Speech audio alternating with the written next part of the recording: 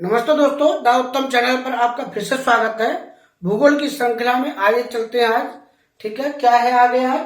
प्रायद्वीपीय भारत का पठार। प्रायद्वीपीय भारत का पठार आप इस पर देखेंगे। जो प्रायद्वीपीय भारत का पठार है उसकी संरचना है। ठीक है, पठार का जो भाग है, दक्षिणी जो पठार हमका पाया जाता है, आपको ये वाला भाग आप देखेंगे तो ये प्रायद्वीपीय भारत का पठार है। इसमें कौन कौन सी संरचना पाई जाती है, उन संरचनाओं के बारे में आप जानेंगे। ठीक है ना, उन संरचनाओं के बारे में आप जानेंगे, कहाँ कहाँ पर कौन सी संरचना पाई जाती है। ठीक है, उसको लेकर मैंने यहाँ पर आपके लिए देखा होगा। आपको प्रायद्वीपीय भारत का जो पठारी भाग है, आज जो लेक्चर है ये 2 रहेगा। इससे पहले हम एक पार्ट इसका पढ़ा चुके हैं। यहाँ देखें, प्रायद्वीपीय भारत के पठार के अंतर्गत निम्नलिखित संरचनाएं शामिल हैं। कौन कौन सी संरचनाएं शामिल है तो आप देख पाएंगे। तो आप अंदाजा लगाएं यहाँ पर कि 11 संरचनाएं हमने यहाँ पर आपके समक्ष लिखी है। अरावली, मालवा का पठार, विंध्य पर्वत, सतपुड़ा की पहाड़ी, छोटा नागपुर का पठार, पश्चिमी घाट पर्वत, पूर्वी घाट पर्वत, नीलगिरी की पहाड़ी, दक्कन का पठार और अन्नामलाई की पहाड़ी, और यहाँ पर कार्डामम इलायची की पहाड़ी, ये दक्षिण में पाई जाती है, केरल में। ठीक है, इनके बारे में जानेंगे। चलो शुरुआत करते हैं। छोटा नागपुर का पठार क्या है? छोटा नागपुर का पठार। छोटा नागपुर पठार के बारे में जाने तो देखेंगे आप इसको, जो पहले क्लास, इससे पहले क्लास ले ली है ना, तो उसका है ये। आपका ऑफलाइन अलग चलता है तो ऑनलाइन अलग चलता है, तो आपके लिए ऑनलाइन स्पेशल आना पड़ता है। ठीक है, ऑफलाइन अपना अलग चलता है। छोटा नागपुर का पठार, ठीक है। अब इस संरचना के बारे में देखेंगे। इससे पहले अरावली की जो पहाड़ियां हैं और दक्कन का पठार हम पढ़ा चुके हैं। ठीक है, मालवा का पठार, ठीक है, मालवा का पठार पढ़ा चुके हैं, अरावली पहाड़ियां। ठीक है, छोटा नागपुर का पठार झारखंड एवं पश्चिम बंगाल राज्य में विस्तृत है। झारखंड और पश्चिम बंगाल में स्थित है, वहां का विस्तार है इसका। छोटा नागपुर पठार से 2 प्रमुख नदियां निकलती हैं। कौन कौन सी नदी है? एक आपकी है दामोदर नदी, एक है आपकी स्वर्ण रेखा नदी। दामोदर नदी छोटा नागपुर पठार के बीचों बीच अपने भ्रंश घाटी में पूर्व की ओर प्रवाहित होते हुए पश्चिम बंगाल राज्य में हुगली नदी में मिल जाती है। ठीक है ना। अब आपको समझाएं, यहां पर देखें आप तो पाएंगे जैसे ये है। ठीक है, ये जो हिस्सा है यहां देखें आप। ठीक है, मोटा मोटा ही समझ ये होता है। तो यहां पर आपका पड़ेगा पश्चिम बंगाल। पश्चिम बंगाल क्या पड़ेगा? पश्चिम बंगाल, पश्चिम बंगाल इस हिस्से में। और यहां पर आपको देखें तो झारखंड। ठीक है, कौन सा है? झारखंड। झारखंड, इन दोनों राज्यों में इस छोटा नागपुर पठार का क्या है? विस्तार है। और इसी जो पठार से 2 नदियां निकलती हैं। कौन सी नदी निकलती? 2 नदियां निकलती हैं। एक निकलती है आपकी कौन सी? दामोदर नदी। और एक निकलती है आपकी स्वर्ण रेखा नदी। कौन सी है? स्वर्ण रेखा नदी। ठीक है ना, एक आपकी दामोदर नदी और एक आपकी स्वर्ण रेखा नदी। अब देखें यहां पर, यहां से निकलती है गंगा, ऐसे करके मान लीजिए, यहां पर बताया हम आपको। चलो वही नक्शे भी समझाएंगे। ऊपर से आती गंगा, गंगा नदी या वेस्ट बंगाल में जाके 2 धाराओं में बट जाती है। जैसे मान लो गंगा नदी ऊपर से आती है, वेस्ट बंगाल में 2 धाराओं में बट जाती है। एक धारा ऐसे आती है बंगाल में और एक चली जाती है आगे बांग्लादेश की तरफ। तो इस जो धारा है ना, ये वाली, इसको बोलते हैं हुगली। क्या बोलते हैं? हुगली नदी बोलते हैं। इस हुगली नदी में ही ये दामोदर नदी अपना क्या है? जल मिला देती है। ये दामोदर नदी अपना जल मिला लेती है। ठीक है, मिला लेती है।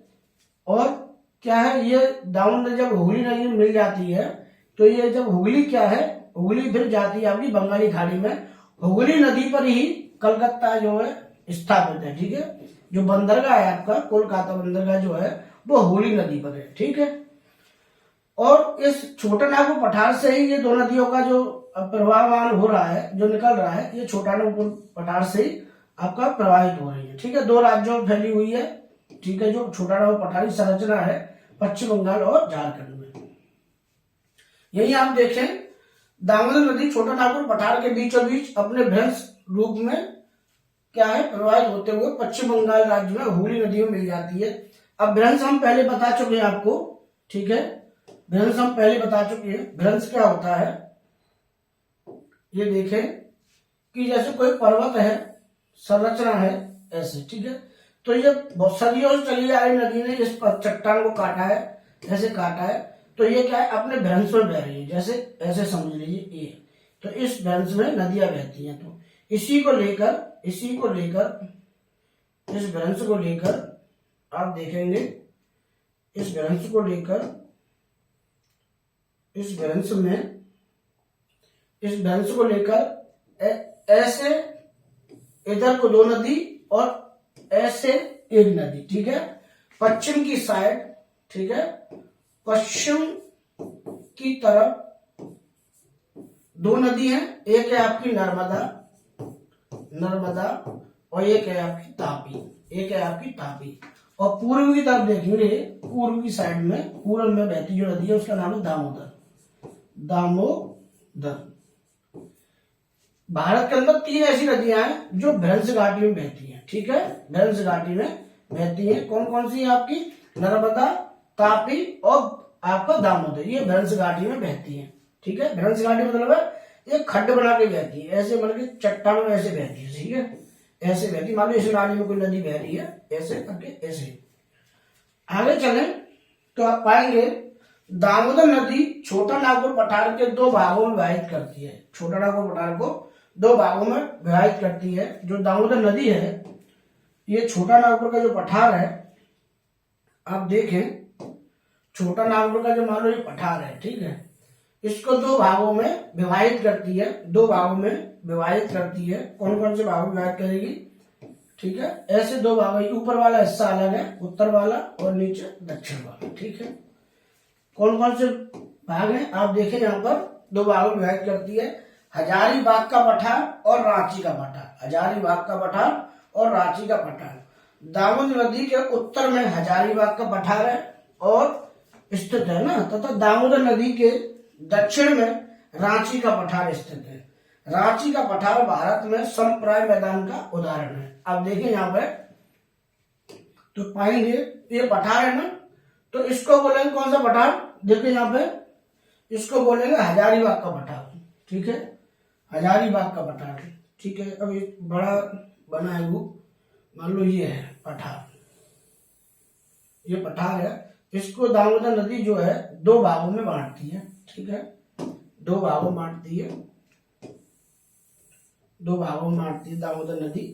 ये कौन सा आपका, यहाँ देखेंगे आप, यहाँ देखेंगे ये हजारीबाग का, नीचे रांची पठार है, ये आपका हजारी का पठार है, हजारीबाग का पठार, हजारीबाग का पठार है, ठीक है, हजारीबाग का पठार है। और नीचे आपका, नीचे कौन सा पठार पाएगा आप देखेंगे, रांची का पठार, कौन सा है, रांची का पठार, रांची पठार। प्रश्न आएगा आपके पेपर में कि छोटा नागपुर पठार को, छोटा नागपुर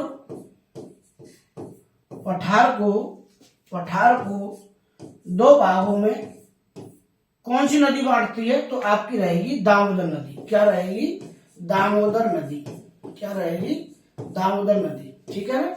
दामोदर जो नदी है वो छोटा नागपुर पठार को 2 भागों में बांटती है। कौन कौन से भागों में बांटती है, हजारीबाग का पठार और रांची का पठार। इतनी बात समझने की जरूरत है, ठीक। आगे देखें,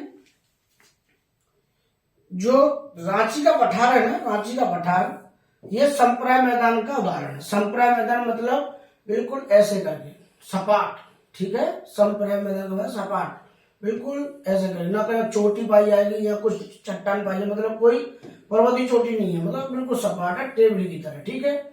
ये कहने का औचित्य है इसका।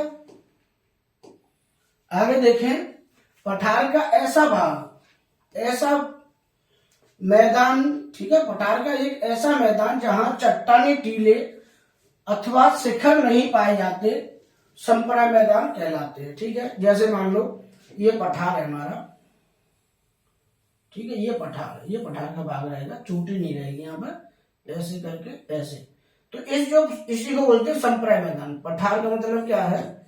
पठार बोलते हैं उसको ऐसी भूखंड जिसमें चोटी नहीं पाई जाएगी, चोटी नहीं पाई जाएगी, ठीक है, ना कोई टीला पाया जाएगा, टीला भी नहीं पाया जाएगा, बिल्कुल सपाट होगा। क्या होगा? सपाट होगा, ठीक है। ये होता है विशाल संप्राय मैदान, इसी को बोलते हैं। आगे देखिए, भारत में 3 नदियां अपनी भैंस घाटी में बहती हैं। भारत में 3 नदियां अपनी भैंस घाटी में बहती हैं। भारत में 3 नदियां अपनी भैंस घाटी में बहती हैं, नर्मदा नदी और आपका ताप्ती नदी और दामोदर नदी। हम बता चुके हैं आपको, ठीक है। आप देखें यहाँ पर ये, तो इधर पूर्व की पश्चिम की साइड 2 नदी बहती है, एक दामोदर, ठीक है, और एक आपका ताप्ती नदी, ठीक। और पूर्व की साइड जो बहती है, सॉरी दामोदर ने गलत बता दिया है, अभी आप देखेंगे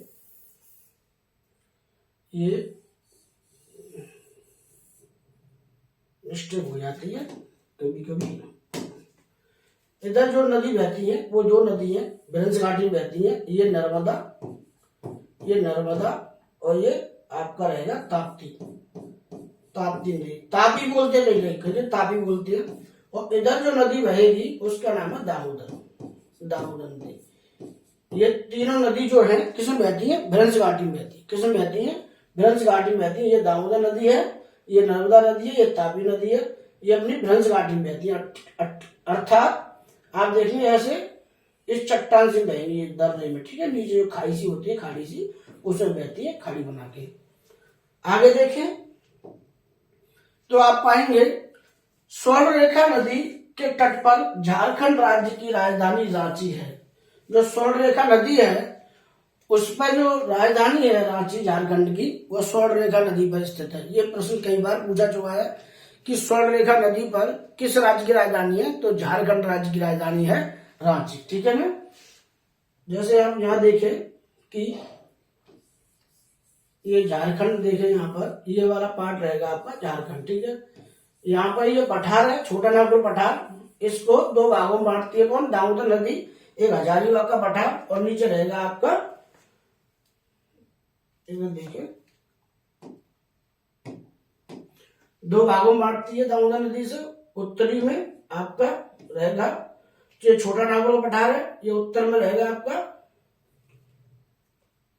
ठीक है। यहां से नदी निकलती है स्वर्ण रेखा नदी। कौन सी नदी रहती है? स्वर्ण रेखा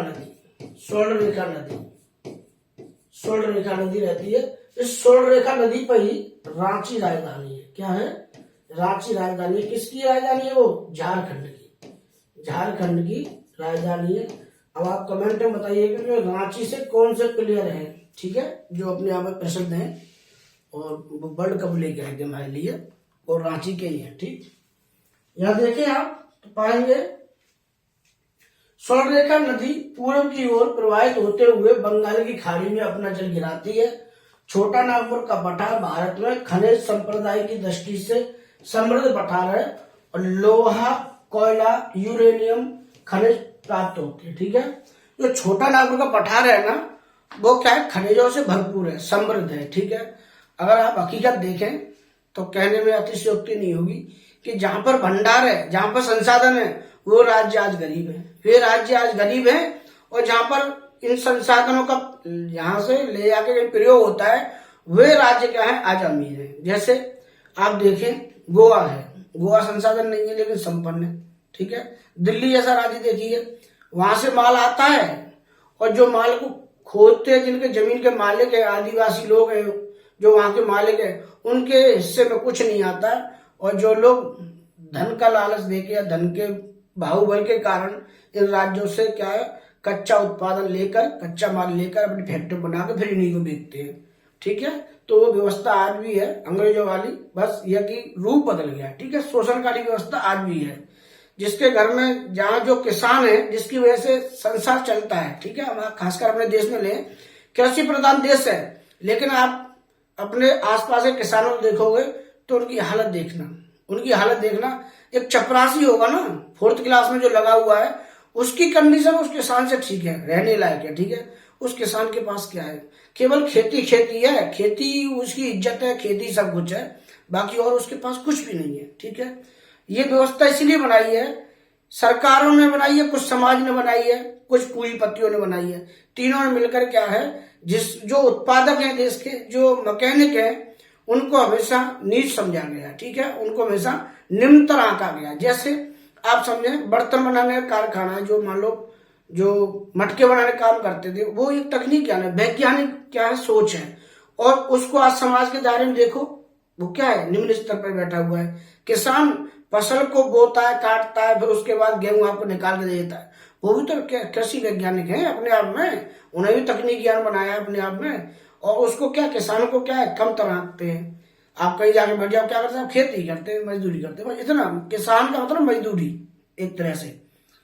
आज देश में इसी के लिए क्या है, आंदोलन लड़ रहे हैं हमारे लोग, जितने भी लोग हैं, जो किसान भाई हैं हमारे, अपने आप में क्या है, इसीलिए लड़ाई लड़ रहे हैं कि किसानों की आय दोगुनी होनी चाहिए, चौगुनी होनी चाहिए। ठीक है, चलिए यही देखिए आप, भारत में यूरेनियम छोटा नागपुर पठार के अंतर्गत जादूगोड़ा से प्राप्त होता है। जादूगोड़ा की वहां पर खान है, वहां से यूरेनियम प्राप्त होता है। और आपका यूपी में भी यूरेनियम प्राप्त होता है, यूपी में भी यूरेनियम प्राप्त होता है। यहां देखें आप,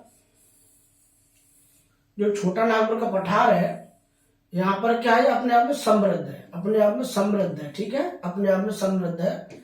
दामोदर नदी और यहाँ से स्वर्ण रेखा नदी। ठीक है, स्वर्ण रेखा नदी अपने क्या समृद्ध है। और यहाँ पर खनिज पाए जाते हैं, आपका लोहा है, कोयला है, ठीक है, यूरेनियम है, ये सारी चीज पाई जाती है। यूपी में यूरेनियम कहाँ पाया जाता है, यूपी में यूरेनियम कहाँ पाया जाएगा, आपका एक राज्य है ललितपुर। ललितपुर लटका हुआ है, ललितपुर। ठीक है, लटका हुआ, तीनों ओर से किससे घिरा हुआ है, आपका एमपी से घिरा हुआ है, ऐसे करके लटका हुआ है। ठीक, झांसी के बगल में पड़ता है। बात समझ में आ रही है?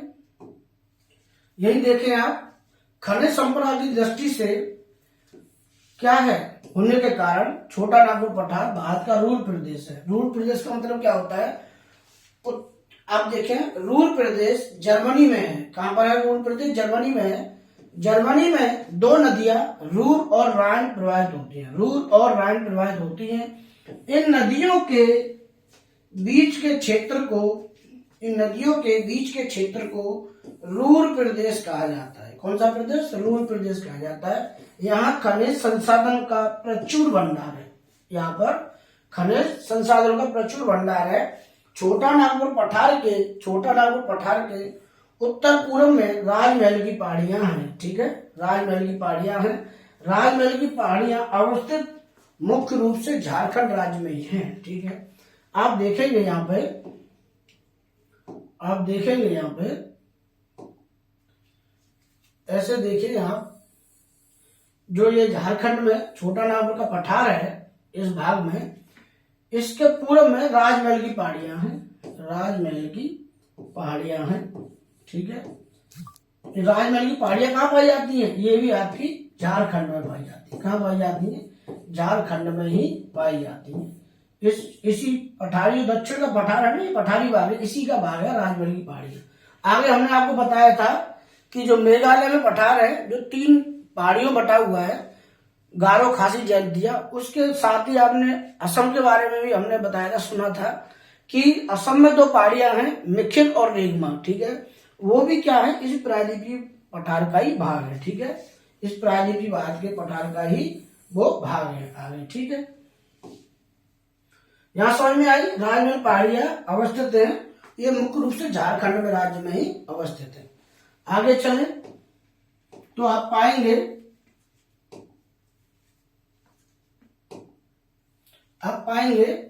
मेघालय का पठार। अब देखो, छोटा नागपुर पठार हो गया, उसके बाद राजमहल की पहाड़ियां हो गई पूर्व में, उसके छोटा नागपुर के पूर्व में राजमहल की पहाड़ियां हो गई। उसके बाद अब देखो मेघालय का पठार। जैसे कहने का तात्पर्य है कि ये छोटा नागपुर पठार है, इसी के पूर्व में ये पहाड़ियां हैं, छोटी छोटी सी, इनका नाम है राजमहल की पहाड़ियां। राजमहल की पहाड़ियां, ठीक है, इसके पूर्व में। ठीक, छोटा नागपुर का पठार ये,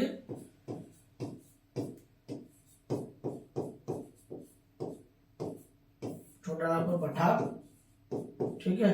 इसके पूर्व में राजमहल पहाड़ियां। इन राजमहल पहाड़ियों का ही जो विस्तार है मेघालय में, इन राजमहल पहाड़ियों का ही विस्तार है मेघालय में।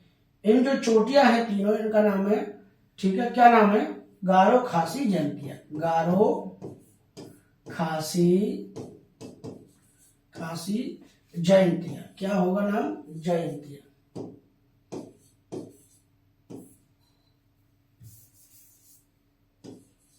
जयंतिया, ठीक है। उधर लिखने में नहीं आ रहा है, ठीक है, यही समझ लो जयंतिया ये है, यहाँ पर है जयंतिया, ठीक है। ये तीन चोटियां हैं, ठीक है। किसमें है? मेघालय। तो मेघालय पठार पढ़ेंगे।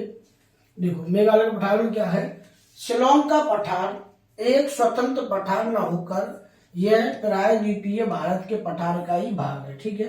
तो क्या है? ये प्रायद्वीपीय भारत का ही एक क्या है? अपने आप में भाग है, ठीक है। ये छोटा ना पठार, इससे पूर्व राजमहल पहाड़ियों का जो विस्तार है वो मेघालय में आगे पहुंच गया है। तो ये कहना चाह रहा है ये जो भाग है गारो खासी जयंतिया मेघालय में, ये प्रायद्वीपीय भारत का जो पठार है इसी का ही आगे क्या है? विस्तारित रूप है, ठीक। वही देखें, यद्यपि शिलोंग का पठार की अवस्थिति हिमालय के समीप है, बेशक वह समीप है, किसके? हिमालय के समीप है मेघालय, किंतु वास्तव में यह राजमहल पहाड़ी का ही पूर्वी भाग है। राजमहल पहाड़ी का ही पूर्वी भाग है। बात समझ में आ रही है? जलोढ़ निक्षेप, जब नदियां पहाड़ी क्षेत्र को काट कर मैदानी क्षेत्र में अवसादों को पाट देती हैं तो इसे जलोढ़ निक्षेप कहते हैं, ठीक है। जैसे देखें आप, जैसे ऐसे कोई खड्ड बना हुआ है और दोनों तरफ से क्या है? अब नदियां बह रही हैं, ठीक है। इधर से नदियां बह रही हैं, ऐसे बह रही हैं, ऐसे बह रही हैं, ऐसे बह रही हैं। तो अपने साथ क्या है? गाद लेके आएंगे, मिट्टी लेके आएंगे। एक समय ऐसा आएगा इसको भर देंगे, ठीक है, इसको भर देंगे। तो इसको क्या बोलते हैं? जलोढ़ बोलते हैं, ठीक है। क्या बोलते हैं? जलोढ़ बोलते हैं, ठीक है। जलोढ़ निक्षेप बोलते हैं। वही देखिए आप आगे देखेंगे, शिलोंग पठार के अंतर्गत 5 पहाड़ियां पाई जाती हैं। शिलोंग पठार के अंतर्गत 5 पहाड़ियां पाई जाती हैं, गारो खासी जयंतिया और मिखिर रेगमा, ठीक है। अर्थात कहने का अर्थ यह है कि जो अभी हमने बताया छोटा नागपुर का पठार, आगे आपका राजमहल की पहाड़ियां, राजमहल पहाड़ियों का ही जो आगे विस्तार है, ठीक है, राजमहल पहाड़ियों का जो आगे विस्तार है वो क्या है? असम में चला जाता है, ठीक है, असम में चला जाता है। ये राजमहल की पहाड़ियां हो गई, राजमहल की पहाड़ियां हो गई, और इसी का विस्तार पूर्व में देखेंगे ऐसे बढ़ा जा रहा है। तो ये गारो हो जाएगा, गारो खासी, ठीक है, और ये आपकी चोटी हो जाएगी जयंतिया। क्या हो जाएगी? जयंतिया हो जाएगा। इसमें देखेंगे रेगमा और मिखिर हो जाएगा। क्या हो जाएगा? मिखिर हो जाएगा। ये असम में पड़ती हैं, और ये आपकी पड़ती है किसमें? मेघालय में। कहाँ पड़ेंगी? मेघालय में ये पूरा पठार जो है इसको सबको मिला के बोलते हैं शिलोंग का पठार। क्या बोलते हैं? शिलोंग का पठार। शिलोंग के पठार को 2 भागों में बांटा जाता है, मेघालय का पठार और आपका इसमें देखें मेघालय की जो पहाड़ियां हैं, मिखिर की पहाड़ियां, उसके भाग में, ठीक। यही पाएंगे आप, ठीक है। गारो खासी जयंतिया मिखिर रेगमा शिलोंग पठार के अंतर्गत शामिल, ठीक है। गारो खासी जयंतिया पहाड़ी को मेघालय का राज्य में स्थित है। गारो खासी जो जयंतिया पहाड़ी है वो मेघालय राज्य में स्थित है। मिखिर और रेगमा पहाड़ी शिलोंग पठार के अंतर्गत ही असम राज्य में, ठीक है। कहने का अर्थ ये हुआ, ये पूरा मिला के क्या है? एक पठार है, ठीक है। यहाँ देखें आप, जैसे एक पठार पूरा भाग है पठार का, तो इसको 2 भागों में देखें तो यहाँ पर आपका मेघालय है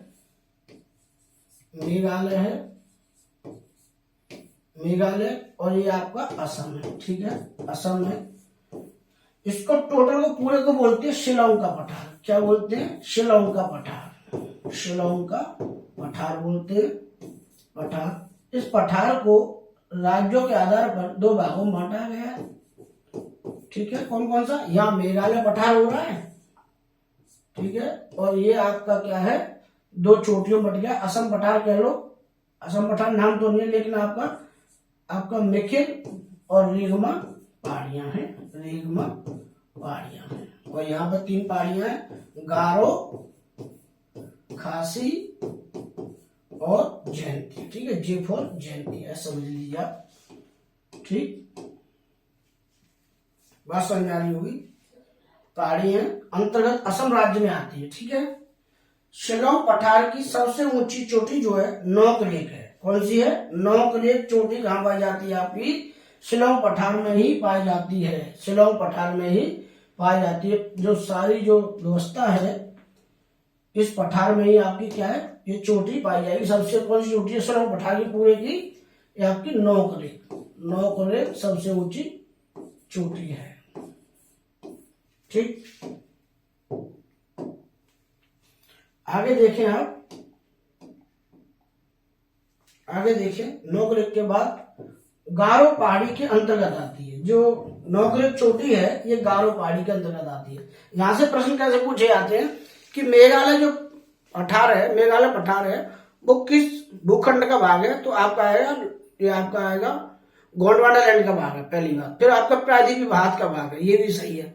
ठीक है, किसका विस्तार है? तो छोटा नागपुर पठार का आगे विस्तार है। छोटा नागपुर से आगे क्या पड़ता है? राजमहल की पहाड़ियां। ठीक है, राजमहल का ही विस्तार आगे क्या? मेघालय में गारो, खासी, जयंतियां। उसके बाद आगे कौन सा पार्ट पड़ गया आपका? रेगमा, मेखिल पहाड़ियां।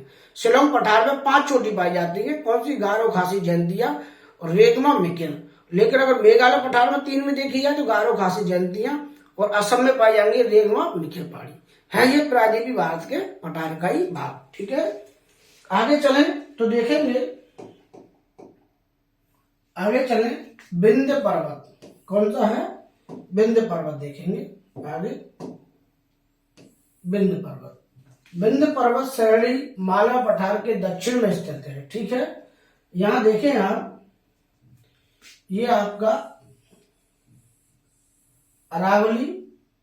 ठीक है, फिर आपका यहां पर पड़ेगा मालवा, फिर ये आपका पड़ेगा विंध्य पर्वत। विंध्य पर्वत जैसे ये अरावली की है व्यवस्था, अरावली। ठीक है, ये मालवा का पठार है, मालवा का पठार है। और ये आपका विंध्य पर्वत पड़ेगा। कौन सा है? विंध्य पर्वत। तो ये वाला अरावली के दक्षिण में मालवा पठार, मालवा के दक्षिण में आपका विंध्य पर्वत। ठीक है, विंध्य पर्वत के नीचे एक नदी बहती है, उस नदी का नाम है नर्मदा। ठीक है, फिर उसके बाद क्या होता है, एक पर्वत और पाया जाता है, उसका नाम है सतपुड़ा, सतपुड़ा। ठीक है, सतपुड़ा पाया जाएगा। फिर इसके नीचे क्या है, एक नदी पाई जाती है, उस नदी का नाम रहेगा तापी। क्या रहेगा? तापी। ये वाली श्रृंखला आप देखने की जरूरत है। आगे देखें, यहां पर मालवा का पठार क्या है? विंध्य पर्वत जो पठार है वो मालवा के दक्षिण में स्थित है, बता चुके हैं। विंध्य पर्वत श्रेणी का विस्तार मध्य प्रदेश राज्य में स्थित है। किसमें? मध्य प्रदेश राज्य में पाई जाती है सबसे ज्यादा। विंध्य पर्वत को पूर्व में भांडेर पहाड़ी और कैमूर पहाड़ी बोलते हैं। ठीक है, किसको? विंध्य पर्वत को। आप देखें, ये जो विंध्य पर्वत है इसको आप देखेंगे कौन कौन सी पहाड़ी बोला जाता है आपका? भांडेर और कैमूर, भांडेर और कैमूर। इसी का जो नाम है दूसरा भांडेर, भांडेर और कैमूर। कौन सा है? कैमूर। इस नाम से भी इसको, सॉरी इसका नाम है। ठीक है, किसका नाम है? विंध्य पर्वत का नाम है ये वाला। ठीक है, भांडेर और कैमूर इसी का नाम। ठीक है, भांडेर और कैमूर विंध्य पर्वत का। ठीक, आगे देखें, आप पाएंगे पहाड़ी के नाम से जाना जाता है। ठीक है, भांडेर और कैमूर पहाड़ी के नाम से जाना जाता है। विंध्य पर्वत के दक्षिण में नर्मदा भैंस घाटी है। ठीक है, बता चुके हैं विंध्य पर्वत के दक्षिण में, विंध्य पर्वत के दक्षिण में कौन सी है? नर्मदा घाटी है। इसी को देखें आप, तो यहां बनाए हम व्यवस्था, तो ये वाली आपको नजर आएगी। ये वाली व्यवस्था आपको नजर आएगी, ये वाली।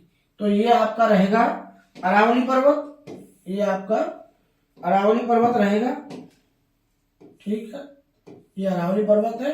उसके बाद में आपको मालवा का पठार है, उसके बाद में आपका बिंदन पर्वत पड़ेगा, ये बिंदन पर्वत आप पढ़ रहे हैं। इसके दक्षिण में एक नदी है, इसके दक्षिण में एक नदी रहेगी, उसका नाम रहेगा नर्मदा।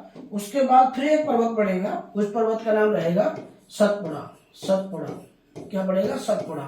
फिर इसके नीचे एक नदी बहेगी, उसका नाम रहेगा तापी नदी, ठीक है, तापी नदी। इतना ये बताने का काम कर रहे हैं, ठीक है। आगे चले, नर्मदा भ्रंश घाटी के दक्षिण में सतपुड़ा पहाड़ी के स्थित है, ठीक है। क्या है, जो जो नर्मदा नदी है ना, वो बिंदन पर्वत के दक्षिण में पाई जाएगी और सतपुड़ा पहाड़ी के उत्तर में पाई जाएगी, तो ऐसे बहती है, ठीक है। ये आपका बिंदन पर्वत, ये सतपुड़ा पर्वत, इसके बीच में बहती है। सतपुड़ा पर्वत के दक्षिण में तापी भ्रंश घाटी में स्थित है, बता चुके हैं। आगे चले, सतपुड़ा पर्वत, ठीक है, कौन सा रहेगा, सतपुड़ा पर्वत। पूरा प्रयास किया है कि एक एक चीज आपके समझ में आए, एक एक चीज आपके समझ में आए, ताकि आप क्या है जो हम पढ़ा रहे हैं वो बात आपके ठीक दिमाग में बैठेगी, तो आप क्या है एग्जाम में अच्छा कर पाएंगे, ठीक है। वहां देखिए आप यहाँ पर सतपुड़ा पर्वत आ गया। अरावली पर्वत के दक्षिण में मालवा पठार, मालवा पठार के दक्षिण में बिंदन पर्वत, बिंदन पर्वत के दक्षिण में आपका नर्मदा नदी आएगा। नर्मदा नदी के नीचे एक पर्वत है सतपुड़ा रेंज, सतपुड़ा रेंज के नीचे एक नदी आएगी तापी। अब लेकिन हम पढ़ेंगे क्या, सतपुड़ा, ठीक है। सतपुड़ा पर्वत भारत में एकमात्र ब्लॉक पर्वत का उदाहरण है। अच्छा, ब्लॉक पर्वत क्या होता है ये देखें आप तो पाएंगे। ब्लॉक पर्वत चलो यही समझाते हैं। ब्लॉक पर्वत क्या है, होता है जैसे उठा हुआ भाग, ठीक है, ऐसे उठा हुआ भाग जो होता है वो ब्लॉक हो जाता है। कैसे ब्लॉक हो जाता है, उसके दोनों तरफ क्या है, संरचना, कोई नदी बहती है, क्या है, नदी बहती है। तो मान लो ये नर्मदा नदी है, इसके उत्तर में, और दक्षिण में है तापी नदी, ठीक है। ये आपकी नर्मदा नदी और नीचे बहेगी आपकी तापी नदी। बीच में क्या है, बीच में क्या है, ये उठा हुआ भाग है, क्या है, उठा हुआ भाग है। तो इसको क्या बोलेंगे, ब्लॉक पर्वत। क्या बोलेंगे, ब्लॉक, मतलब दोनों नदियों ने इसको ब्लॉक कर दिया है, दोनों नदियों ने इसको ब्लॉक कर दिया, ये कहने का मतलब है, ठीक है।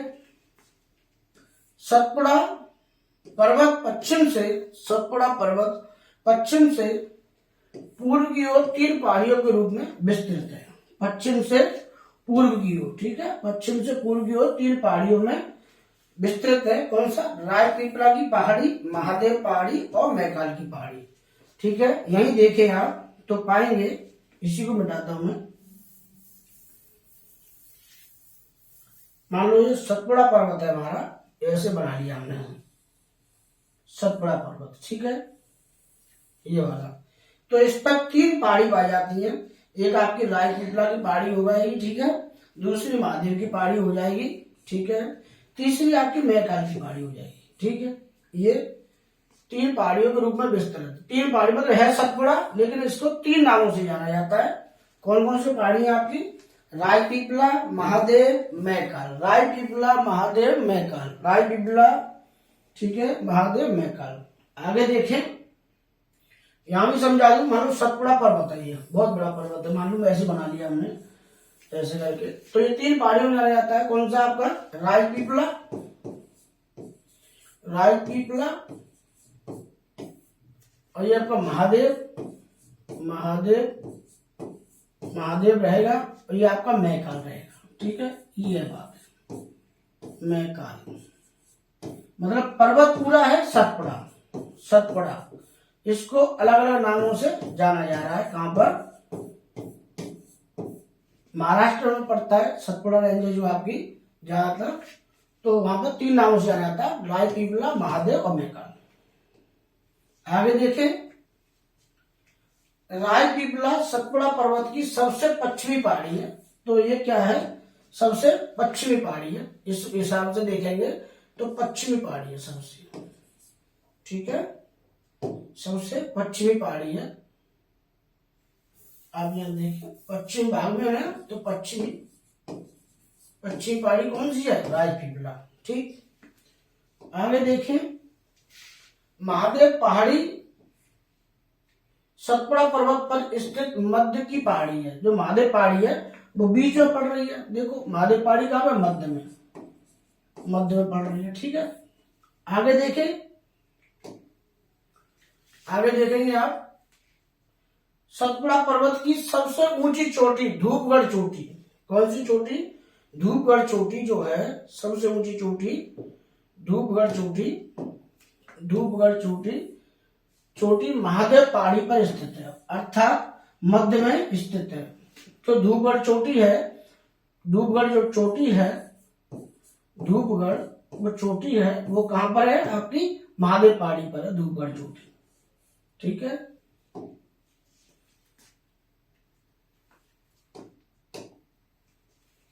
ठीक, यही देखें, मैकाल पहाड़ी की सबसे ऊंची चोटी अमरकंटक है। मैकाल पहाड़ी की सबसे ऊंची चोटी अमरकंटक है। कौन सी है? अमरकंटक, अमरकंटक। ठीक है, इसका और देखें आप, यही क्लीन करें हम, तो ये चोटी, ये पहाड़ी है आपकी सतपुड़ा पहाड़ी। सतपुड़ा पहाड़ी पर ही 3 चोटी पाई जाती है, एक राजपीपला, राजपीपला, ये महादेव, महादेव, और आपका ये आपकी मैकाल, मैकाल। ठीक है, इसी पे छोटी पाई जाती है। अमरकंटक यहाँ पाई जाती है मैकाल पहाड़ी पर, अमरकंटक, कंटक। चोटी को मैप पे हमेशा त्रिभुज जैसे आकार लगाया जाता है। ठीक है, मैकाल चोटी यहाँ पाई जाती है, मैकाल पहाड़ी पर अमरकंटक चोटी पाई जाती है। महादेव पहाड़ी पर कौन सी पाई जाती है? आपकी महादेव पहाड़ी पे कौन सी पाई जाती है? देखेंगे आप यहाँ पे, मध्य प्रदेश, ये कौन सा है? राजपीपला पहाड़ी। सबसे ऊंची धूपगढ़ी चोटी महादेव पहाड़ी। धूपगढ़ी चोटी जो है, धूपगढ़ी ये चोटी है, ये आपकी महादेव पहाड़ी पाई जाती है। ठीक है, धूपगढ़ की चोटी, धूप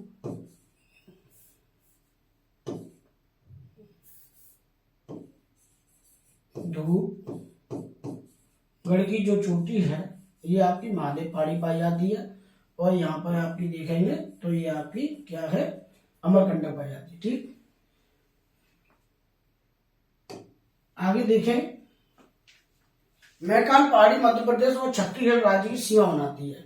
जो मध्य प्रदेश है ना, उसी से छत्तीसगढ़ का क्या है, क्या हुआ है? छत्तीसगढ़ जो बना है वो आपका मध्य प्रदेश ही बना है। तो जो मैकाल पहाड़ी है पूर्वी भाग, सबसे पूर्वी पहाड़ी कौन सी है? वो आपकी मैकाल पहाड़ी है। तो मैकाल पहाड़ी जो है मध्य प्रदेश और छत्तीसगढ़ राज्य की सीमा बनाती है। अमरकंटक चोटी के समीप ही नर्मदा, सोन नदियां निकलती हैं। अब देखो यहाँ बहुत अच्छी बात है, यहाँ देखेंगे, जैसे ये है मैकाल पहाड़ी, यहीं से आपकी 2 नदियां निकलती हैं। ठीक है, यहीं पे आपको बताने का प्रयास करें। मान लो ये आपकी, ये मैकाल की पहाड़ी है, ये वाली। ठीक है, मैकाल की पहाड़ी पर एक चोटी है अमरकंटक। कौन सी चोटी है? अमरकंटक चोटी है, अमरकंटक, कंटक। यहां से 2 नदियां निकलती हैं। कौन सी नदियां निकलती हैं?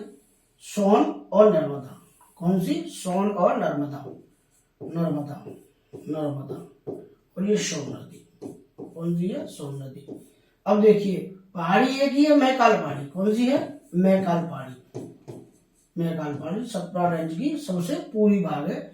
लेकिन यहाँ से 2 नदियों का निकास होता है, एक सोन नदी है और ये नर्मदा नदी है। नर्मदा नदी जो है, नर्मदा नदी जो है आप देखेंगे ये पश्चिम की ओर बह रही है, और लेकिन सोन नदी जो है ये उत्तर की ओर बह रही है।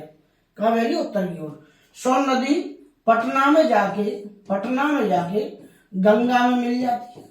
कहाँ मिल जाती है? गंगा मिल जाती है।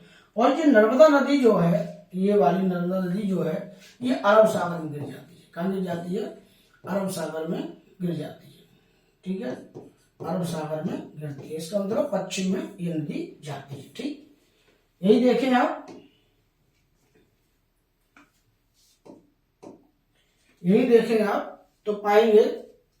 ठीक है, नर्मदा और सोन नदी निकलती है, नर्मदा नदी जो है पश्चिम की ओर अपने भ्रंश प्रवाहित होती है, भ्रंश में प्रवाहित होती है और क्या हुआ, खंबाती खाड़ी में गिरती है, खंबाती खाड़ी में गिरती है।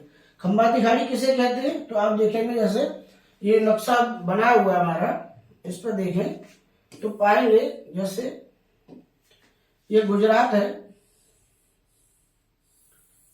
मान लो ये बनाया हमने, ये गुजरात है, तो खंबाती खाड़ी कौन सी है, ये है, ये खंबाती खाड़ी है, ये खंबात की खाड़ी कही जाती है आपकी, ठीक है। और ये वाली आपकी कच्छ की खाड़ी कही जाती है, ये कौन है, कच्छ की खाड़ी है, गुजरात में पड़ती है। तो जो नर्मदा नदी है वो आपकी खंबाती खाड़ी में गिरती है, ठीक है ना, ये कहने का उद्देश्य है। और सोन नदी अमरकंटक से निकलकर उत्तर की ओर प्रवाहित होते हुए मतलब होती है और पटना के पास गंगा नदी में मिल जाती है, जो कि बता चुके हैं। Pachmarhi hill station, Pachmarhi biosphere reserve Dhupgarh चोटी के पास ही है, धूपगढ़ चोटी के पास ही है, ठीक है। तो धूपगढ़ चोटी कहाँ पर है, महादेव पहाड़ी पे। महादेव पहाड़ी कहाँ पर है आपको, जो मध्य में पड़ती है, राजपीपला, महादेव पहाड़ी, महकाल। तो धूपगढ़ जो चोटी है वो महादेव पहाड़ी में पड़ती है। Pachmarhi hill station, Pachmarhi biosphere reserve, ये कहाँ पर, धूपगढ़ चोटी पर ही है। सतपुड़ा पर्वत का विस्तार गुजरात, महाराष्ट्र और मध्य प्रदेश राज्य में है, ठीक है। सतपुड़ा पर्वत का जो विस्तार है आप देखें तो कहां पर है इसका विस्तार, ये सतपुड़ा पर्वत है, तो ये कहां पर है, ये गुजरात में है, गुजरात, ठीक है। यहां देखेंगे आप मध्य प्रदेश है,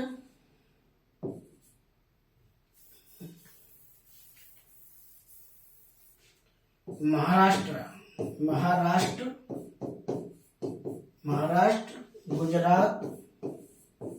गुजरात, और आपका राजस्थान, नहीं मध्य प्रदेश,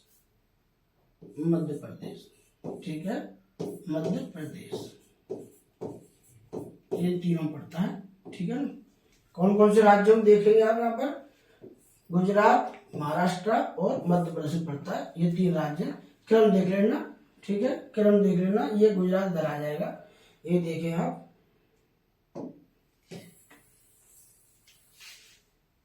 पहले यहाँ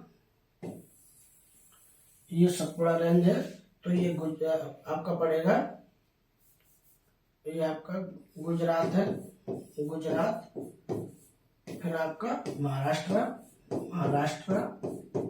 ठीक है, फिर आपका क्या पड़ेगा, मध्य प्रदेश पड़ेगा, ठीक है, मध्य प्रदेश पड़ेगा। ये बात आपके समझाने के उद्देश्य, ठीक।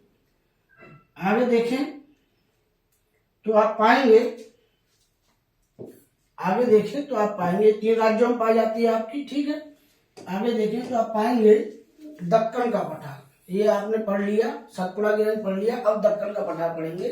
दक्कन पठार की अवस्थिति सतपुड़ा पर्वत श्रेणी, पश्चिमी घाट और पूर्वी घाट के मध्य में स्थित दक्कन का पठार मुख्य रूप से दक्कन ट्रैप की चट्टानों में बना हुआ है। जैसे आपको यह दिखाने का प्रयास करें हम, आप देखेंगे, ठीक,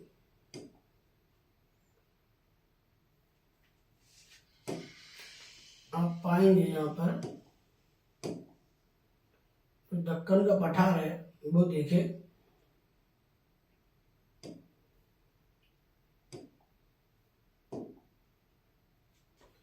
जो आप देख रहे हैं ये वाला जो भाग है ये दक्कन का पठार है, ये वाला जो भाग है आपका दक्कन का पठार है। कौन सा है, दक्कन का पठार है ये वाला। और इसको आपकी सुविधा के अनुसार लगाएं तो आप देखेंगे यहाँ पर लगाएं सुविधा के अनुसार आपके लिए, ठीक है। आप देखेंगे ये जो भाग है आपका दक्कन का पठार जो दिखाई दे रहा है आपको, ये है दक्कन का पठार, ठीक है, ये दक्कन का पठार है। कहाँ कहाँ पाया जाता है, दक्कन पठार की अवस्थिति सतपुड़ा पर्वत श्रेणी, पश्चिमी घाट और पूर्वी घाट के मध्य में स्थित है, ठीक है। और इसको मैप में देखें, यहाँ देखें तो ये आपका सतपुड़ा रेंज है, ठीक है, ठीक है, ये सतपुड़ा रेंज है। यहाँ पर उसके बाद तापी नदी बहती है, तापी नदी बहती है। उसके बाद ये पश्चिमी घाट पर्वत है। यहाँ देखें आप तो पाएंगे यहाँ पर ये पश्चिमी घाट पर्वत है, पश्चिमी घाट पर्वत है। और ये आपका पूर्वी घाट पर्वत है, ठीक है, पूर्वी घाट पर्वत है। इन्हीं के बीच में पाया था आपका दक्कन का पठार, दक्कन का पठार, ये वाला दक्कन का पठार, ठीक, दक्कन का पठार या दक्कन की ट्रैप की चट्टानें कहा जाता है, ठीक है। आगे देखें, दक्कन पठार के अंतर्गत, दक्कन पठार के अंतर्गत निम्नलिखित संरचनाओं को शामिल किया जाता है, निम्नलिखित संरचनाओं को शामिल किया जाता है। कौन कौन संरचना है दक्कन पठार के अंतर्गत आप देखेंगे तो जो पहाड़ी है हरिश्चंद्र पहाड़ी, ये कहां पर है, महाराष्ट्र में, दक्कन पठार के अंतर्गत, ठीक है। बालाघाट की पहाड़ी ये भी महाराष्ट्र में, और अजंता की पहाड़ी ये भी महाराष्ट्र में, गबलगढ़ की पहाड़ी ये भी महाराष्ट्र में, ठीक है। दक्कन पठार के अंतर्गत ये चीजें आपकी पाई जाती हैं, ठीक है। आगे चलें, दक्कन पठार के अंतर्गत ही दंडकारण्य का पठार है, दंडकारण्य का पठार है। दंडकारण्य के पठार का विस्तार मुख्य रूप से छत्तीसगढ़ और उड़ीसा राज्य में स्थित है, ठीक है। क्या है, छत्तीसगढ़ राज्य में, उड़ीसा राज्य में स्थित है दक्कन का पठार। दक्कन पठार के अंतर्गत ही दंडकारण्य पठार आता है। दंडकारण्य के पठार का विस्तार मुख्य रूप से छत्तीसगढ़ और उड़ीसा राज्य में स्थित है। दंडकारण्य के पठार के अंतर्गत ही बस्तर का पठार स्थित है। कौन सा है, बस्तर का पठार स्थित है। यह दंडकारण्य पठार के दक्षिण में है, दंडकारण्य के पठार में दक्षिण में है। भारत में टिल का एकमात्र भंडार बस्तर पठार में स्थित है, बस्तर पठार में स्थित है। आगे देखेंगे आप तो पाएंगे महानदी बेसिन, आप देखेंगे महानदी बेसिन। महानदी बेसिन छत्तीसगढ़ राज्य में दंडकारण्य पठार के उत्तर में स्थित है, ठीक है, दंडकारण्य पठार के उत्तर में स्थित है, ठीक। नागपुर पठार के मध्य में स्थित है, नागपुर पठार के मध्य में स्थित है, ठीक। महानदी के बेसिन का क्षेत्र, महानदी के बेसिन का क्षेत्र धान के उत्पादन के लिए अत्यंत महत्वपूर्ण है। जो धान का उत्पादन होता है वो महानदी बेसिन में अधिक होता है, महानदी बेसिन में अधिक होता है। ये सारी चीजें मैं आपको जब नेक्स्ट क्लास लेंगे उसमें भी रिवाइज होंगे, इसलिए आपको ज्यादा इसमें मैं चाह नहीं जाऊँ, समझाने का उद्देश्य ये खाली आप उसको पढ़ लो सही नजर से, उसके बाद मैं आपके द्वारा अगली क्लास में समझाएंगे। आगे देखें, उत्तर प्रदेश में देखो ये जो है महानदी बेसिन है, ये धान के लिए क्या उत्पादन के लिए प्रसिद्ध है, अत्यंत महत्वपूर्ण है। क्योंकि यहाँ पर जो मानसून आता है नदी घाटी में, आप देखेंगे जब पढ़ाएंगे हम, वो नदी घाटी में बारिश करता है, इसीलिए क्या है यहाँ पर ये धान की फसल अच्छी होती है, ठीक। उत्तर प्रदेश में धान का कटोरा चंदौली जिले को कहते हैं, चंदौली जिले को कहते हैं, ठीक है, चंदौली जिले को धान का कटोरा कहा जाता है। आज की इस क्लास में यहीं तक है, ठीक है। और बड़ी उम्मीद के साथ, बड़ी इच्छा के साथ, बड़ी दृढ़ता के साथ मैं ये कंटेंट बना के आपके सामने पेश करता हूँ, ताकि क्या है कुछ अच्छा आपके लिए हो सके। अगर आपको लग रहा है कुछ आपके दिमाग में, आपके जहन में मेरे द्वारा पढ़ाई गई बातें अगर ठीक ठाक बैठ रही हैं तो आप थोड़ा सा मुझे सपोर्ट कीजिए, ठीक है। मेरी जो वीडियो है उसको लाइक कर दीजिए करिए, और उसके सब्सक्राइब, यूट्यूब का जो चैनल है उसे सब्सक्राइब कर लीजिए, ताकि आपके पास नोटिफिकेशन क्या है पहुंच जाया करे जब भी मैं वीडियो डाला करूंगा। और यकीन मानिए अभी शुरुआत है मेरी, इस चैनल पे आपको बहुत अच्छे अच्छे अध्यापक, बहुत अच्छे अच्छे अध्यापिकाएं जो आपकी जो प्रतियोगी परीक्षा उन्हें सफलता बनाने में सहायक होंगी। बहुत अच्छे, बहुत अनुभवी लोग जो सिलेक्टेड हैं वो लोग भी यहाँ पर आपको क्लास देंगे। हिम्मत मत हारना, लगे रहिए। हर समय बुरा समय नहीं रहता, बुरा समय इसलिए आता है ताकि हम अच्छे बन जाएं। कभी कभी ऐसा टाइम आता है कि गधा भी पहलवान हो जाता है, ठीक है। तो ऐसा एक समय ऐसा आएगा कि राजा हमेशा राजा ही रहेगा, ठीक है। मेहनत करने वालों के भी दिन आते हैं। अभी क्या है, जैसे एग्जाम आपके आप देख पा रहे हैं कि एग्जाम कैंसिल हो जाते हैं या लीक हो जाते हैं। कभी तो ऐसा कानून आएगा, कभी तो ऐसी सरकारें आएंगी, कभी तो ऐसी व्यवस्था बनेगी कि इन पर लगाम लगेगी। हो सकता है इसी सरकार में जो वर्तमान सरकार चल रही है, ये इस पर कुछ कठोर कानून लेके आए, इन्हीं की क्या इन पर लगाम लगाई जाए। ठीक है, पहले क्या आविष्कार क्या है, आविष्कार जब होता है तो आवश्यकता के लिए होता है, जब आवश्यकता ही आविष्कार की जननी है। अर्थात अब हमें आवश्यकता है ऐसे कठोर कानून की, ऐसे उपकरणों की, ऐसे तकनीकी ज्ञान की, ताकि ये परीक्षाएं क्या है सुचारू रूप से और ईमानदारी रूप से, इसमें कोई भ्रष्टाचार ना हो, कोई कूटनीतिक रूप से कोई प्रक्रिया ना अपनाई गई हो, ऐसी व्यवस्था बने और बनेगी। देखना, ये सारे हमारे जो ऑफिसर बैठे हुए हैं, ब्यूरोक्रेट्स बैठे हुए हैं, ये तो सरकार चलाते हैं, इन्हीं की दिमाग की उपज होगी, कुछ ना कुछ निकलेगा और एक दिन फिर से क्या है ईमानदारी की जो लहर है वो चलेगी। आप किसी भी राजनीतिक रूप से किसी को नहीं देखिए, आप केवल सरकारी तरफ जाइए। सरकार सबकी है, किसी एक की नहीं है। ये तो कुछ लोगों के हथकंडे हैं कि लोगों को बांटना जाता है, लेकिन सरकार क्या सबकी है। सरकार क्या है सबकी है। सरकार बनाने के लिए क्या चाहिए हमको, ये भूखंड चाहिए। और भूखंड क्या है, जनसंख्या चाहिए। जनसंख्या क्या है, हम सब लोग जनसंख्या में। भूखंड में क्या पूरा भारत है, पूरा उत्तर प्रदेश है, पूरा बिहार है। ये भूखंड नहीं होगा तो सरकार चल जाएगी, जनसंख्या नहीं होगी सरकार चल जाएगी, नहीं चलेगी ना। नियम कानून नहीं होगा सरकार चल जाएगी, नहीं चलेगी। तो कानून के दायरे में रहकर सारी प्रक्रिया अपनानी चाहिए और उग्र रूप कभी नहीं अपनाना चाहिए। ठीक है, संयम से रहिए, मेहनत करिए, आगे बढ़ते रहिए। जय हिंद, जय भारत।